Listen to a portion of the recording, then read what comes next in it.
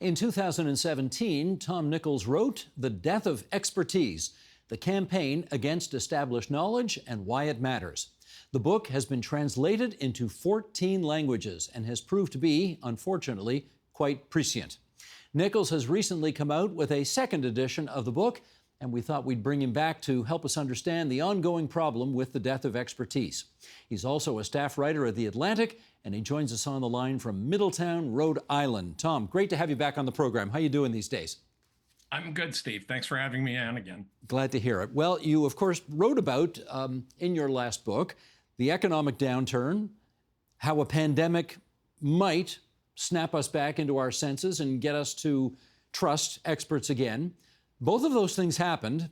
Are we any more in love with expertise today than we were when you first wrote that book? Well, what an uncomfortable thing to say that I wrote a book about expertise and I made a big prediction in it that turned out to be wrong.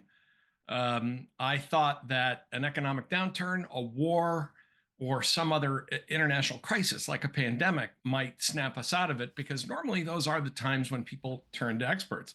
We've had a war in Ukraine going on for 3 years that has been kept contained to Europe through, I think, pretty agile international diplomacy.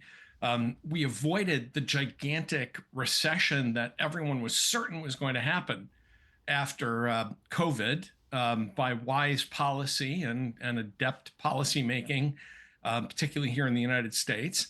And we defeated a pandemic in a year with a vaccine. And yet, after all this, people are angrier than ever at experts because they don't draw any link between the life around them.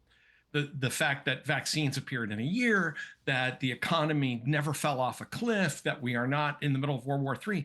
They don't draw any connection between that and the actual activity of experts who are advising policymakers about how to get through these dangerous things. Instead, they focus, understandably, on things that they feel aren't working to their satisfaction. But I really underestimated the degree to which high standards of living and a kind of general social boredom would really contribute to this ongoing kind of narcissistic rejection of expertise, where people simply say, I can figure this out, I can do my own research, I know enough to grasp all of these issues. In which case, are you prepared to conclusively say right here, right now, that the value of expertise is dead, at least to the greatest percentage of society? It's not dead, but it has a really bad cold for now. When I wrote The Death of Expertise, I always made it a point to tell people it's not the death of actual expert ability. I mean, there are still surgeons and there are still diplomats and there are still scientists and, military officers and other expert teachers in every field. But the real problem is respect for expertise. People is dying and in pretty critical condition. People walk into their doctors and they don't say, okay, tell me what's wrong with me. And if I don't like what I'm hearing, I'll get a second opinion, which, every doctor would encourage you to do. Instead, they walk in and they say to their doctors, here's what's wrong with me, and here's what you're going to do. Here's what you're going to prescribe me. Here's the procedure I'm hiring you. I've actually had doctors say this to me, where patients have come in and said, I am engaging your services here to do this procedure. That is the real problem. And I think that's where society, especially a democratic society, just can't function that way. We can't function without a sensible division of labor. But Tom, surely you know that a half an hour of research on the web has got to be equivalent to 10 years of med school. My father, who was a working guy, didn't finish high school, worked in a factory. He used to nudge me and when I was younger and full of myself, and he'd say, remember, it takes about 2 decades to get 20 years of experience, which he thought was really funny. But look, there are things that you can inform yourself about. I don't want people to walk away from this and say, well, I should just do whatever I'm told. Doctors, to go back to doctors, an obvious target of this kind of distrust after the pandemic. Doctors are very happy to talk to informed patients. Doctors, in my experience, love answering questions, and in fact, will answer them, at length if you ask them. But I think the bigger problem here is that people have so many competing claims about expertise that they cherry pick the ones that they're comfortable with. You pick the guy who says, you don't need to get a vaccination. I know vaccinations scare you. So I found this one doctor who said, don't get vaccinated for measles. You know, that is not how science works. That's not how we got to this high standard of living here in the 21st century. I should add, look, I'm sure there are people watching this saying, but experts do fail. Experts make huge mistakes, and I talk about that. There's a whole chapter in both the first and second edition of this book about, you know, howlingly bad calls by experts. We will get to that. The problem is, yeah, we will get to that. Don't okay. give up the plot yet, because I'm not ready to go there yet. There is an interesting couple of points that you make in your book, though, as it relates to reasons why you think we have a distrust in experts right now, and a couple of the reasons you've pointed to are boredom and high living standards. We need to know more about that. Go ahead. Well, part of the double-edged sword of high living standards is that everything looks easy. You know, when I'm 64, so I grew up as a small child in the 1960s. And it's funny, you know, people would say to me, the 60s, wow, that must have been really cool. And my wife and I, who are the same age, you know, we always tell younger people that the thing we remember about the 1960s is no air conditioning and people smoking in hospitals. You know, that, you know, people smoking around oxygen tents. And then, of course, you get my younger students, back when I was teaching undergraduates, they would say, what's an oxygen tent, professor? And I think when you've reached a certain standard of living, you just take it for granted that, of course, you know, a heart attack only lands you in the hospital for 3 days. Of course, everything is air conditioned. Of course, nobody smokes in school, you know, because these are all things that are now woven into your life and seem easy to do. And I would argue that this is replicated at the level of national policy, that since the end of the Cold War, where we don't really think about things like World War III, nuclear weapons.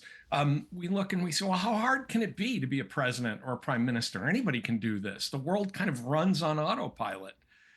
Interest rates are low, and they're always low because they're supposed to be. And peace is the default state of the world, and so on.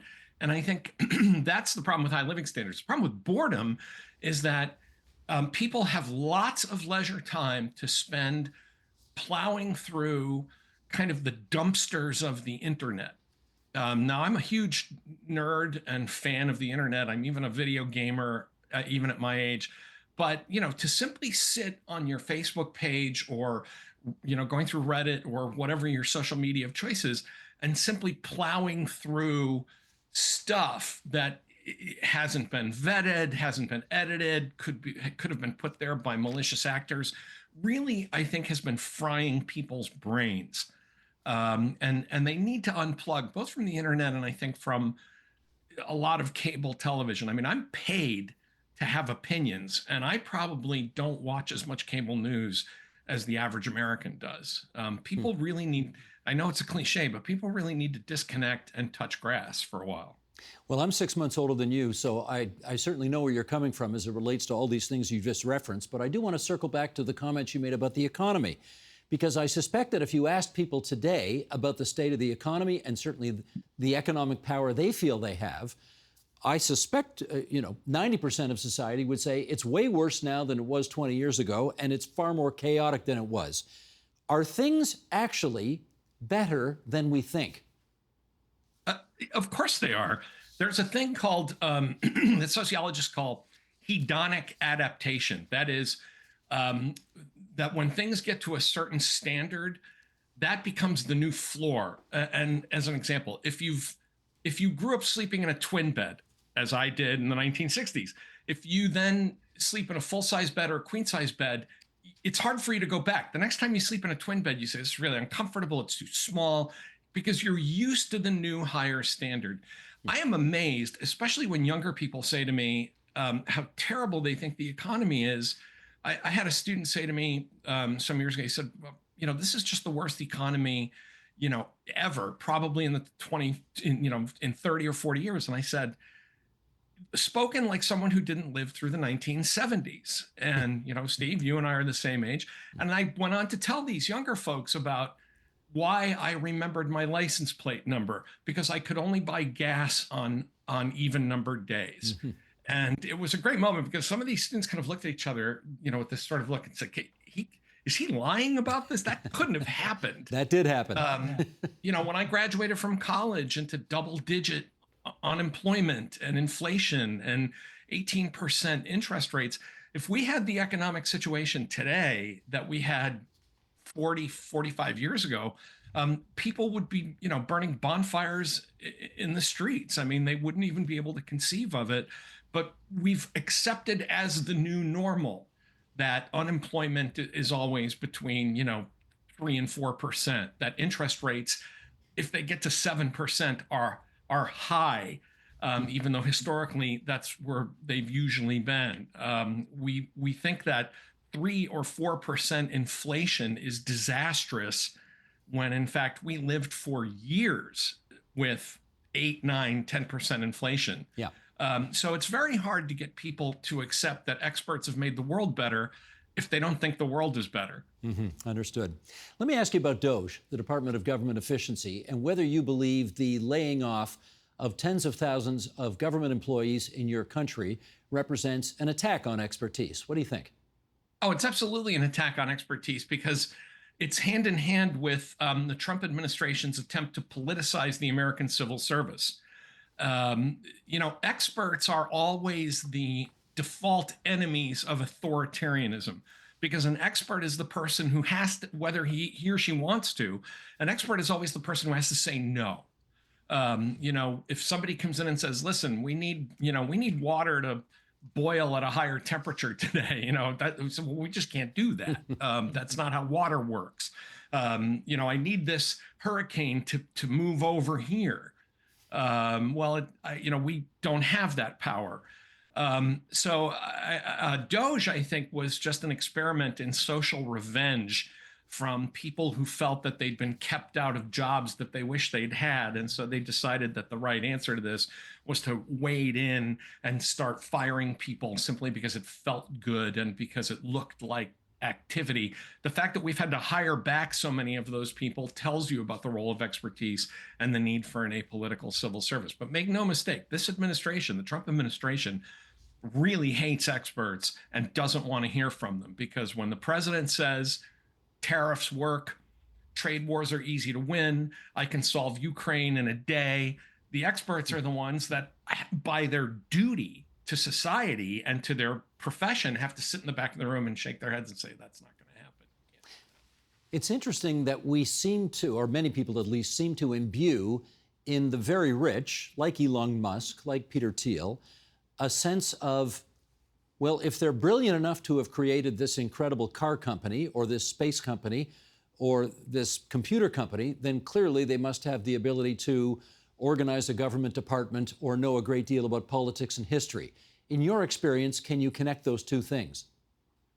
It's a peculiar, I shouldn't say peculiar, because I'm sure it happens in other nations, but it is in the United States, it has long been a conceit that if you are good at business, you're good at everything. Because Americans, being the go-go capitalists that we are, and let me just say for the record, I love capitalism, but I don't believe it solves every problem in the world. Unfortunately, even going back to, say, the Kennedy administration, when Robert McNamara is pulled from General Motors to run the Defense Department, we make this mistake in the United States over and over and over again, that we don't realize that business and politics are two different skill sets. We did it again bringing in Donald Rumsfeld, right? He ran a big pharmaceutical company. Of course, he can save money at the Defense Department.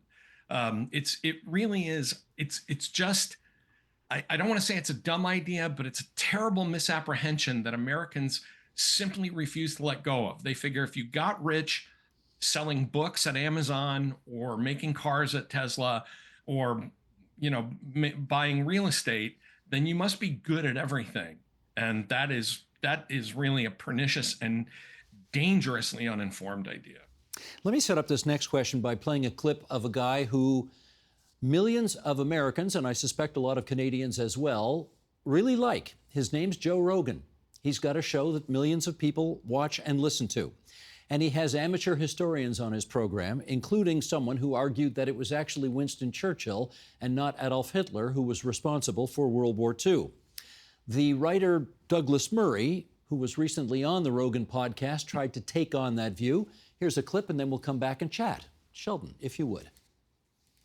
I'm still slightly bemused about this move from I'm an expert on this and I have views to I'm a comedian.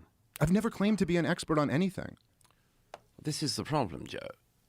I mean, if somebody Wait a minute, says you have to claim to be an expert on something to have an opinion on something? No, you don't have to be. You don't have to be. But So what's this is the like, issue? I'm not a historian, but I'm pumping out history. But wait a minute, I'm what not about an expert, just- but I'm talking all the time about But this you're not thing. even talking about specifically on what he just said. No, I'm saying this is my point about this. You say I'm not an expert. So what's the solution? To not talk about it? No, it's to have more experts around. Are we living in a time now where it seems as if those with strong opinions, who are good behind a big fat microphone, are more prized than people who actually know stuff? Yeah, they're more interesting. It's more fun. I mean, who wants to listen to facts and experts, explaining history to you when two guys can sit around and kind of, just BS their way through a conversation? I mean, who doesn't like that? That's why we go to bars and hang out and talk with our friends over beers, right? But Murray's point is really important. You don't have to be an expert, but you have to have at least some foundational knowledge. There has to be some reason that you are sitting behind that microphone, pumping out your opinion, potentially to millions of people. And guys like Rogan, who have done so much damage, they jump back and forth. They say, well, I'm just asking questions. Okay, you are, but you're asking stupid questions. You're asking uninformed questions. You're doing it to get people hooked on, the scary secrets that supposedly, you're plowing into here. And the reason this is happening, and I talk about this in the book, is that there is just so much bandwidth available that there's no longer any gatekeeping whatsoever. There was once a time where if Joe Rogan, and I don't even know who the other guy was, walks in and says, oh, we don't know what we're talking about, we're not experts, we're just a couple of guys, a television station or a radio station would say, well, that's all very nice, but we don't usually televise, Cliff and Norm at the end of the bar at Cheers talking about stuff. We need to reserve the viewer's time for people who know what they're talking about. But literally now we are taking the equivalent, of putting a camera, and saying, hey, you two guys, go ahead and just talk, because we have all the bandwidth. And this goes back to the boredom problem. We have a public that has all the leisure time in the world. The same people that say, I am too busy to read a newspaper for 30 minutes will listen to this junk for hours. And it's just destructive, but it helps. But people find it comforting because people don't go to these sources for information. They go to them for confirmation. Mm-hmm. And that they cherry pick and then find people they already agree with and say, yeah, I now feel informed. Well, now here's where, as promised, we're going to circle back, and I'm going to come at you, Tom Nichols, and say, yeah, but wasn't it your experts that got us into Vietnam and Afghanistan and Iraq? And so much expertise was so awful in all of those cases that it has begat all of what we've just been discussing. What about that? Let me put in a special pleading here about Vietnam, because people really misunderstand that one because of the title of the book, The Best and the Brightest. People who often cite that book haven't read it. What happened in Vietnam was that there were experts, China, Indochina, Japan, Vietnam, Malaysia experts, and they were pushed aside by people who thought of themselves, people like McNamara, right? I ran a car company, I'm smart too. They were pushed aside by people who had good educations and thought of themselves as very smart, but they weren't really experts. The tragedy of Vietnam is that the experts were the ones saying, this is not a good idea. So on this, I will say Vietnam's an important case where people get that wrong, that if we had listened to more experts, we may not have even gone down that road. With Iraq and Afghanistan, whether or not to topple a regime that you think is a threat to American national security is a political judgment call. The experts, however, bent their expertise on the issue of WMD. When the CIA director said slam dunk that there are WMD there, I think a lot of us really felt betrayed by George Bush when he gave a medal to George Tenet for that. Instead of firing him. And it happens. It happens in political. Now, again, let me throw this back to the voters and say, and yet in 2004, George Bush won a larger majority as president than he did in 2000. Yep. He actually won an outright victory in 2004. So, the people who complain about these things often are the voters who refuse to hold their own people responsible. But again, let me just point out that we've also now, as of this year, it has been 80 years since the end of World War II, and people doing their best, and I think successfully, despite Vietnam, despite Afghanistan, despite Iraq, we have managed to keep a world peaceful without the use of nuclear weapons and without a global war for 80 years. I think most people don't realize what an astonishing achievement that is when compared to the bloody history of the 20th century. I think they take the world they live in for granted without realizing that it was constructed, that the system of free trade, high living standards, peace, cooperation, free travel, the freedom to travel, were all constructed by experts. They live in a world built by experts. And I think sometimes people they fail to appreciate that because of the, again, admitted and astonishingly large mistakes that some experts have made in the past.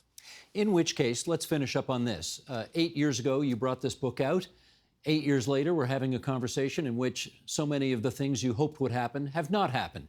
If we have this similar conversation 8 years from now, do you have any reason to be any more optimistic about where we'll be in 8 years' time? I guess I wonder if finally getting what you want, if the people who really deplore expertise and really want to punish the experts and push them out of public life, I sometimes wonder if getting what you want is the path to realizing how wrong you are. I mean, we had these arguments bubbling around about vaccines that came to a fever pitch, no pun intended, during COVID. But now we're having major outbreaks of measles in the United States. And I hate to think this way, but maybe after enough measles cases, maybe after enough children are sick, that people will step back and say, I have my issues and questions, but maybe I ought to get my kid vaccinated because this is bad. So maybe after all this economic chicanery about tariffs, I mean, the president and his chief trade advisor are pretty much the only two people in the Western world left among economists who believe in this theory about tariffs. Maybe after, prices get high enough and inflation gets bad enough, that people will say, maybe we ought to listen to sensible economists and not do this. Maybe some suffering and seeing things go wrong is the path to people adopting a more accepting view of expertise. But remember, that's what I thought 7 years ago, too, and I turned out to be wrong. So I hope I'm not wrong this time. Well, I tell you and our viewers parenthetically that we have as many measles cases here in the province of Ontario. We have 10 times as many this 1 year than we have had in the previous decade altogether. So for people who think this is only an American phenomenon, no, we got to pay attention too. Tom, it's always great to have you join us on our program. The name of the book, one more time, is The Death of Expertise, The Campaign Against Established Knowledge and Why It Matters. And it always matters when Tom Nichols shows up on TVO. Thanks so much for your time. Thank you, Steve.